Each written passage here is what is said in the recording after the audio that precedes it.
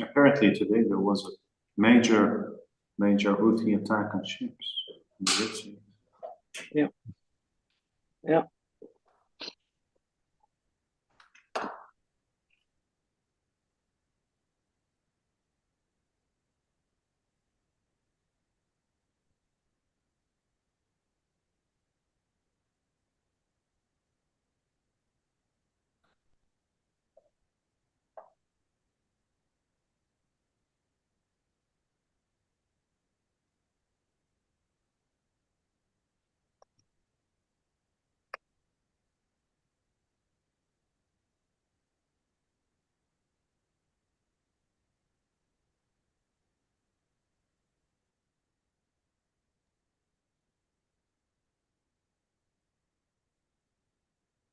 You can start, please. Thank you. Okay, good morning, everybody. I'd like to welcome you all to the 14th Gulf Intelligence Global Energy Outlook Forum with 20 sessions over 12 hours, bringing us forecasts for the year ahead from 50 of the world's top energy market analysts, stretching from Shanghai all the way to Houston.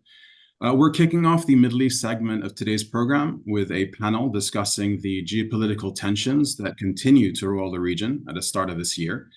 And in essence, really what risks they could pose for energy markets, and in particular, energy supply out of the region over the coming 12 months. My name is Nader Tayyim. I'm the Middle East Gulf editor and bureau chief for Argus Media in Dubai. And I'm delighted to be joined by our three panelists today. First, we have Daniel Rahmat. He's a Iran-based senior energy security and strategy consultant. We have Lori Haitayan, MENA director for the National Resource Governance Institute, and Kate Durian, contributing editor at the Middle East Economic Survey, MEES, and non-resident fellow at the Arab Gulf States Institute in Washington. So thank you, first of all, so much for joining us this morning. Kate, if I could start with you. So as a bit of background here, the world is full of oil flow choke points from the Straits of Hormuz and Malacca to the Suez Canal, Panama Canal, and maybe the lesser known until recently, at least Bab el-Mandeb Strait at the entrance to the Red Sea, which has really been in the headlines for much of the past 2 months or so, as Yemen's Houthis repeatedly target shipping through the waterway and risking the security and welfare of all vessels and crews that continue to travel through. The Houthis, they've been claiming that they're only targeting ships with links to Israel, that is, either owned by or flagged by or traveling to Israel, in response to Tel Aviv's military campaign in Gaza. But in reality, obviously, the spectrum of vessels that have been targeted has far exceeded that criteria, and it's prompted a host of shipping aid giants and BP to announce suspensions of travel. We saw the establishment of the US-led Red Sea Task Force, this Operation Prosperity, to deal with the attacks.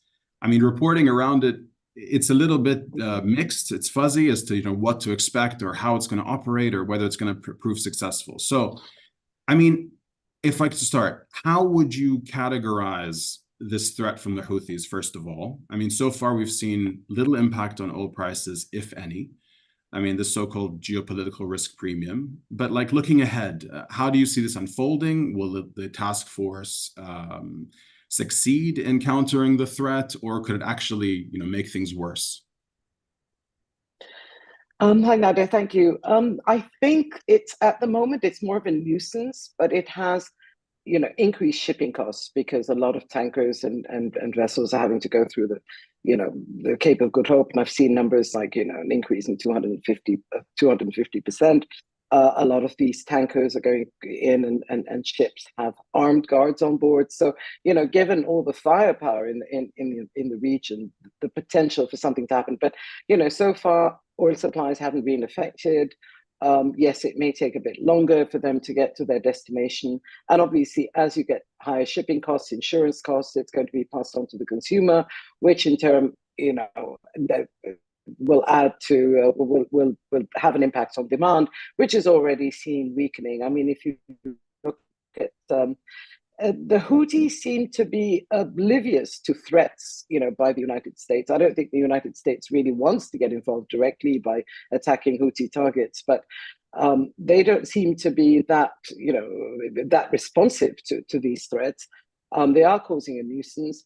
We've heard for years, Iranian threats, the Strait of Hormuz, etc. You can't really shut it down. You can cause disruption, slight disruption. But when it comes to the Bab el-Mandeb, obviously the Houthis do have control. They have been blockading the ports in the Red Sea, in the Gulf. So I think it's more of a nuisance. But again, there's plenty supply in the market.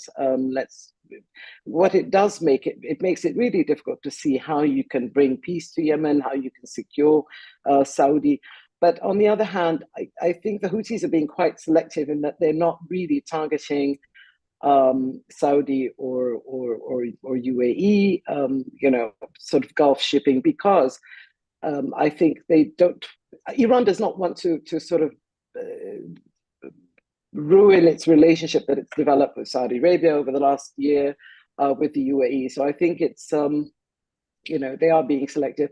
Well, they're not really being selective in the attacks because it's not all sort of Israel related, but it's also very much a sort of internal issue for the Houthis trying to get some support within Yemen because they don't really have that many allies in the south. So it's a sort of complicated situation. But I think in terms of, if you look at spare production capacity, we're talking a hell of a lot of capacity because of the OPEC plus cuts, and you've got the United States producing at records. If you look at the latest Energy Information Agency forecast, the medium-term forecast, they actually expect record production from the US, both 2024, 2025, against much lower demand. But we see the EIA has been more bearish on demand forecasts, but they're talking about consumption growth of 1.4 million in 2024 and 1.2 million in 2025, whereas they also do expect that the global consumption of liquid fuel still reaches a high of 103.5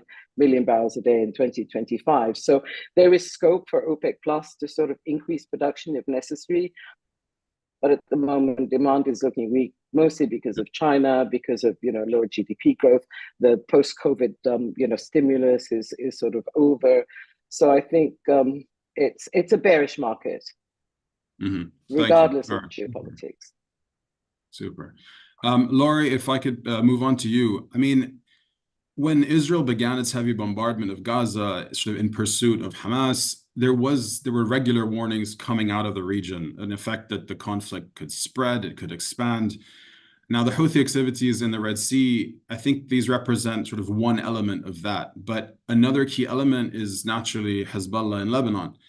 I mean, how would you characterize Hezbollah's involvement so far? And I mean, how do you see this changing, if at all? I mean, particularly given how Israel appears to be a little bit more emboldened in the way that it's been carrying out attacks, across borders in third countries, in particular, Lebanon, against Hamas and the like. I think it's fair to say that Hezbollah's shown a reluctance to get dragged into this in an active way. But is there any red line that could change that?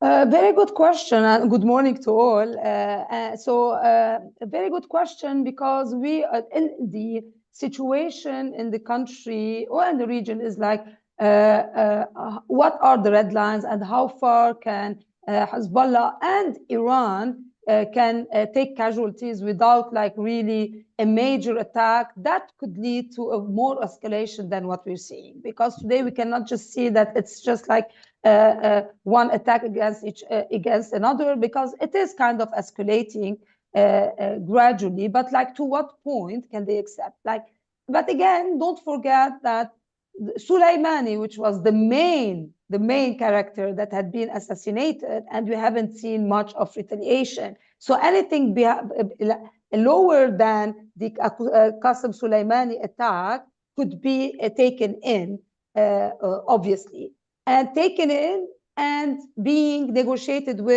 between Iran and the US on the table of negotiations. So because we shouldn't be forgetting that what we are seeing today are proxies, Iran proxies in action in Lebanon with the Houthis, in Iraq, and the casualties mainly are Iranians, are Lebanese, Iraqi, and Yemenis, and we're seeing some military figures in Syria being attacked from Iran. But the main casualties, destruction, all of that is happening on the proxy soils. And Iran, because it is like limiting the engagement and not escalating, is putting that on the table for negotiations now, while we are seeing the conflict going on, and for the post-conflict, because they want to make sure that post-conflict, whenever this ends, they want to be sitting on the table. They don't want to be on the menu. They want to be on the table and being really active. And they don't want to be left out like they've been left out in the 1990s,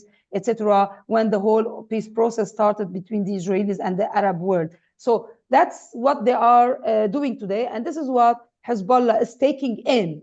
And always Hezbollah takes in for the broader cause. And the broader cause is how to keep Iran winning against the axis of evil, or whatever you want to call them, from their side, like how they see Israel and the US. So it is US-Iran negotiations happening to proxies.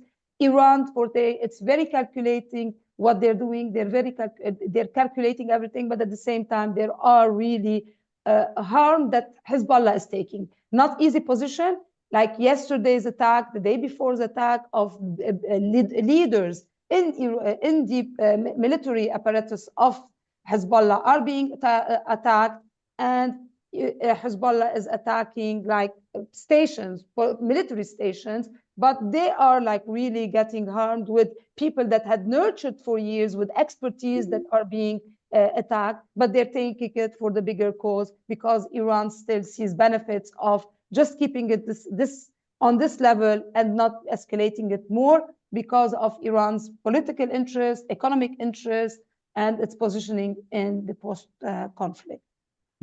Appreciate that. Okay, thank you. Daniel, if I could bring you in here. I mean, Iran it's been mentioned several times in the conversation so far. It's really a major piece of the puzzle here, given its strong links with and support for the Palestinian cause and the likes of Hamas and Hezbollah and others that make up this so-called axis of resistance. Like Hezbollah, again, I think Tehran is also reluctant to get dragged in, but I'd like to pose a similar question to you. I mean, Tehran has been making significant threats since early October. The IRGC has, and really without delivering anything resembling a real, blow. I mean, do you see any prospect of that changing out of Tehran as well? Well, I think before answering your question, we need to consider that who is having the initiative in this conflict. If we assume that Iran was behind the October 7th attacks on Israel, we may think that Iran has plenty of has considered a sort of scenario for its follow-ups to the conflict, whether war or something. And on the other side, we should think, okay, what choices Israelis or Americans have? Do they want to enter I think they may have three categories of choices. They want to finish it there in Gaza. After finishing the war in Gaza, okay, everything would be over. They will try to hand it over to Palestinian authorities or something. They want to continue a war in a shape of all-out war with all allies of Iran, the proxies of Iran, and probably other countries like Iraq, probably Syria will be dragged into the war, regardless that the governments want or not, because Iranian proxies have presence there. The war could be a sort of huge something that Israelis cannot manage it alone, so they need the support of Americans and the other allies. And I'm not sure whether the European countries would be happy to enter a war which would risk their economies, which have already suffered enough from COVID-19, etc. And the third scenario would be a sort of domino-like war. First Gaza, then Hezbollah, Syria, Yemen, Iraq, and then that would be a never-ending war for Israel. Israel cannot or does not really want to enter a never-ending war. Maybe the 6 months in Gaza, 1 year in Lebanon, 1 or 2 years in Syria, and that would be a disaster for Israel. You know, Israel, because of their territorial characteristics, they cannot tolerate such big war and a continuous war. If we assume that Iran is behind everything, these three scenarios would tell us that, okay, Iran has already prepared for us the best choice if they are committed to enter a war would be a sort of domino-like one. That Iran will stand at the end of the queue, and after years, Israelis will find time to attack Iran, and by then, the military groups here or there would find some more ways to hit Israel, including the Houthis in Yemen and threatening the international maritime routes. Right. But at the same time, we see that Iran is benefiting from the crisis in the Red Sea, regardless it wants or not. Anyway, it is the reality of the region that Iran is pushing China for more role in the region, I think, because maybe later we can discuss on the rapprochements in the region, but Iran is somehow pushing the international community, including China, with decreasing the discounts of oil there, and also maybe asking them for playing a more significant role. Russians and Chinese are the so-called de facto allies of Iran, but they have no role in this conflict, at least no open role in this conflict, while at least Chinese should have played something. I believe Iran does not really want to be dragged in a war, neither Americans, because the war would not be a war between Iran and Israel. They're very distant from each other. And something serious, if happens, could be something between Iran and Americans, which neither side likes to. Right, absolutely, agreed. If we could move, so we talked about the rapprochements in last, just round of discussions. I mean, at some point last year, 2023 was looking like a pretty good year for the region. I mean, we saw that, China brokered détente between Iran and Saudi Arabia, longtime regional allies. Rivals, excuse me. And then we saw talks, around normalization between Israel and Saudi Arabia. I mean, really, we saw them gathering pace. But now with all that's going on in the region, I think it's fair to question, what becomes of these diplomatic successes or near successes. I mean, do they hold? So if we can start with Saudi-Israel here, Kate, Laurie, I'd like to ask you both, what is the future of those talks? I mean, do we see a pickup where we left off, or has there been, irreparable damage here done? Kate, if we can start with you first. Just dropped off, so maybe no, you're there.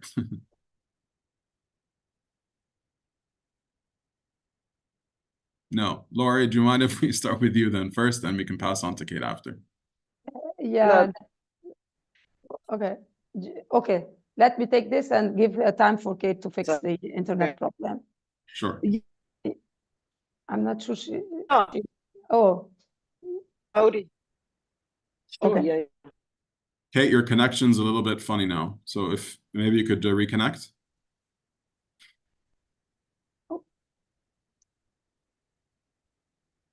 Okay, so do you want me to take that? Yeah. Yeah. The future. Am I being seen now? I'm sorry. Yeah. I don't know what's going on. Go ahead. Okay, she's gone. Go ahead, Laurie.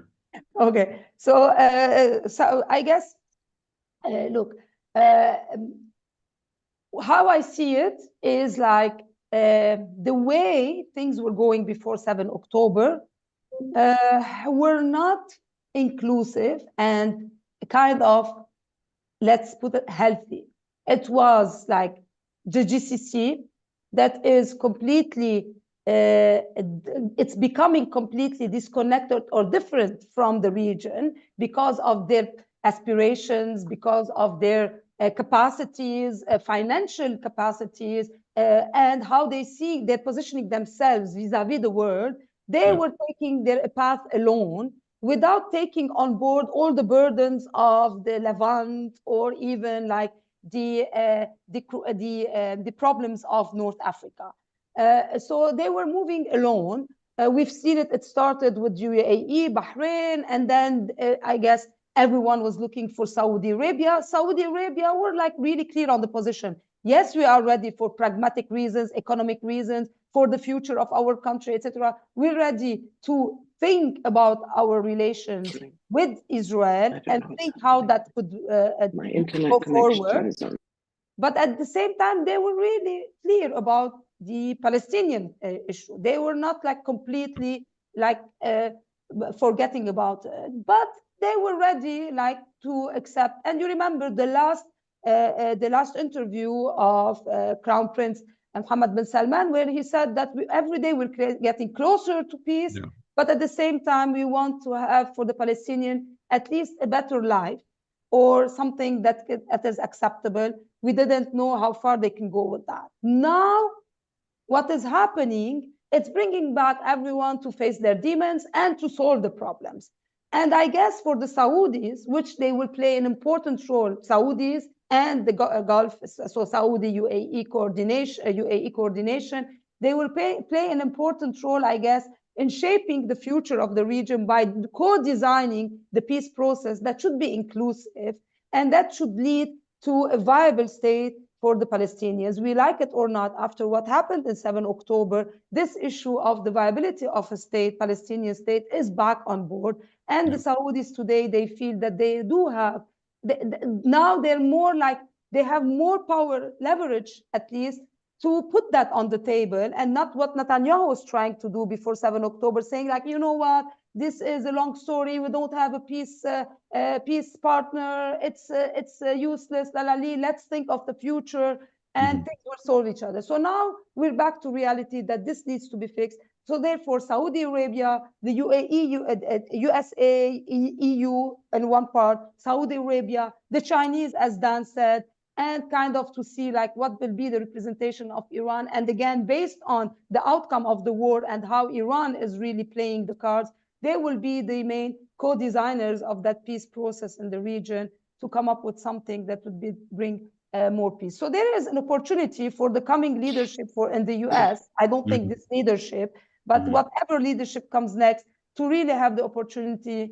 to push for something like that with these partners and not alone. Okay, interesting. Kate, I'm going to jump to you just to let the viewers know.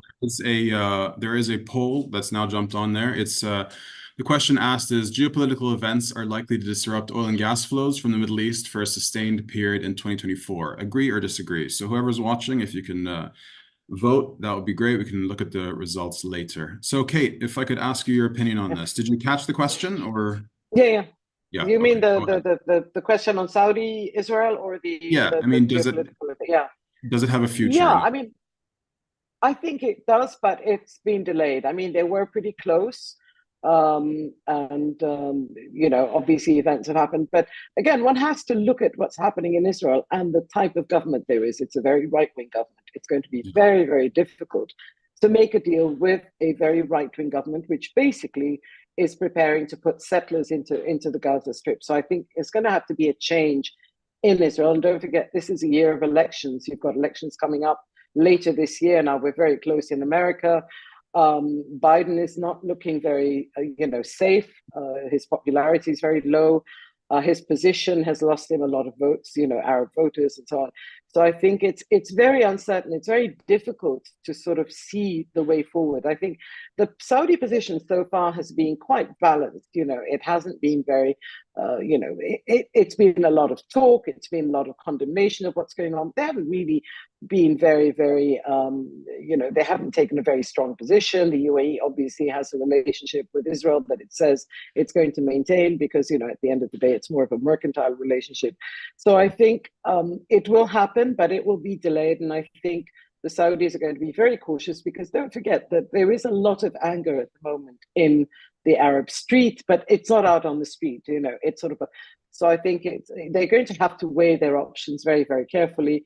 And at the same time, we've got all these other geopolitical factors to consider. You've got Libya's, still, you've got force majeure in Libya. You've got Yemen still unresolved. You've got Sudan. You've got the Ukraine war. So I think, the world is so preoccupied with so many different geopolitical sort of situations that are either in progress or waiting to, to Venezuela and Guyana. I mean, the list is endless. But as Laurie said, Iran does want a seat at the table, and I think all of that's happening is going to ensure that they do sort of, have a say in what happens. And I think they have been keeping a sort of close, they've been reining in their proxies. And that doesn't mean to say that Iran actually has full control over what the Houthis do.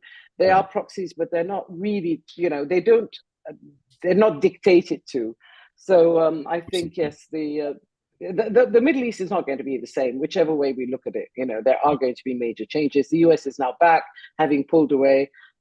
So I think we will see some developments, but it will take time, and it will need changes in Israel as well. Absolutely agree. Daniel, finally, I mean, when you look at the Saudi-Iran rapprochement, I mean, from your vantage point as someone who's sitting in Tehran at the moment, how would you characterize how things have been, progressing? I mean, I'm talking before 7 October, and also kind of looking ahead. Do you see anything that could essentially cause bumps in the road? I mean, or do you see that momentum being continued? The rapprochement between Iran and the Saudis was not based on resolving every issue between the two nations.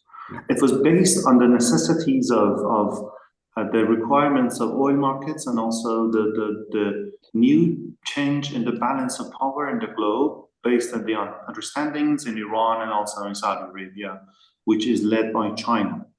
So as you know, the first important thing in energy security is to secure the supply side. And while we understand that both two countries, Iran and Saudi Arabia, are major oil suppliers to China, which at least is going to import oil for the next 2 decades, the region is going to be very important for China, even much more important for China than the Europe or the States. So China naturally has become a major player in the political balances and the geopolitical competitions in the region.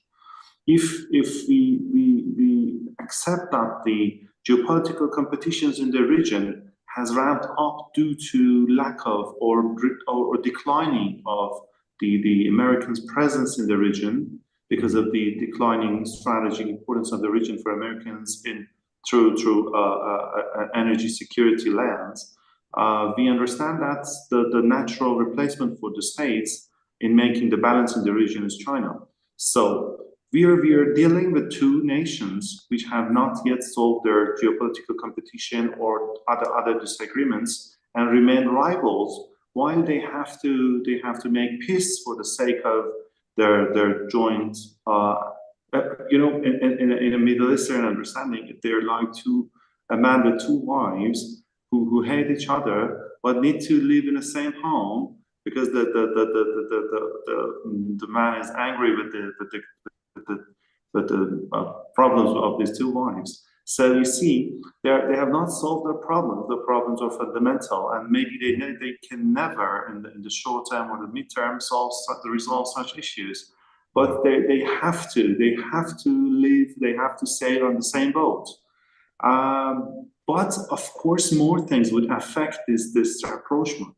Yemen is the bottleneck of the Iran-Saudi rapprochement, and by any case, if Houthis are eliminated or weakened to a certain level, that other Yemeni groups supported by the UAE and Saudi Arabia could take the control in Sana'a, the whole thing would be changed. So Sorry, 2-minute warning. 2-minute warning. No worries. Okay. Okay. Yeah. So I believe that this would be continued if China is committed to play a sort of more effective role in the security of the region, which at the moment I think China lacks enough infrastructure, including bases, etc., for maintaining such peace in the region. Understood. Thank you. So we have 2 minutes left. I just wanted to do a very, very quick fire round here. The question here is for all of you quickly is, risks abound when you look at the Middle East at the moment, but what is the one risk you'd flag for 2024 that isn't maybe obvious to the average Joe or Jane? Laurie, how about you go first? Look, to be very quick, we've seen geopolitical tensions, risk. We've seen like economies collapsing in the region. We've seen internal tensions in the region.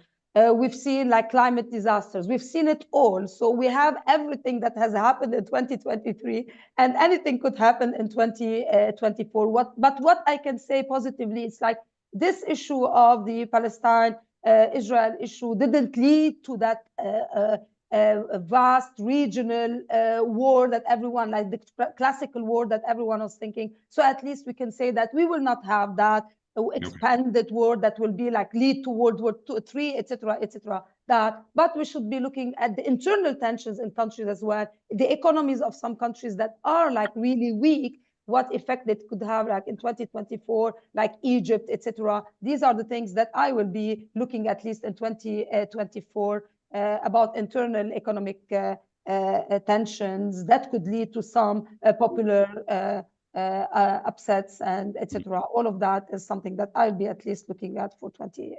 Thank you, Laurie. Daniel, how about you?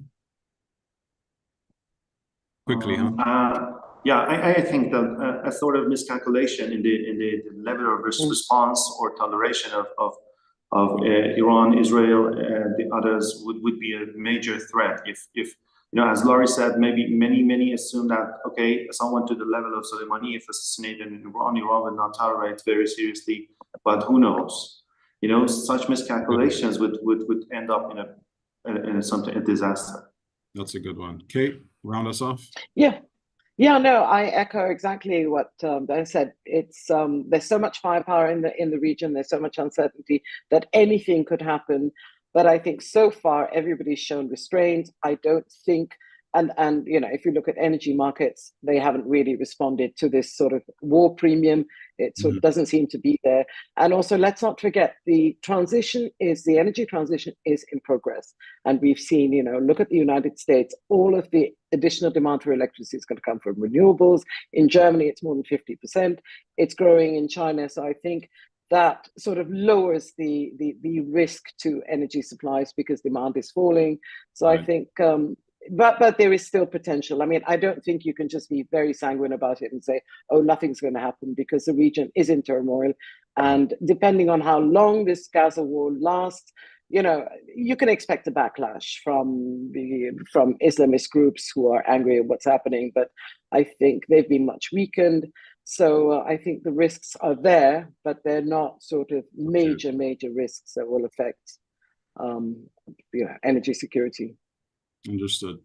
Thank you. Apologies to those who sent in questions. We're unfortunately run out of time, but thank you all for participating today. Very interesting conversation. And for the viewers, I guess you can all look forward to the panels that remain for the rest of the day. Thank you again for joining us. Thank you. Thank you. Have a nice day. Thank you.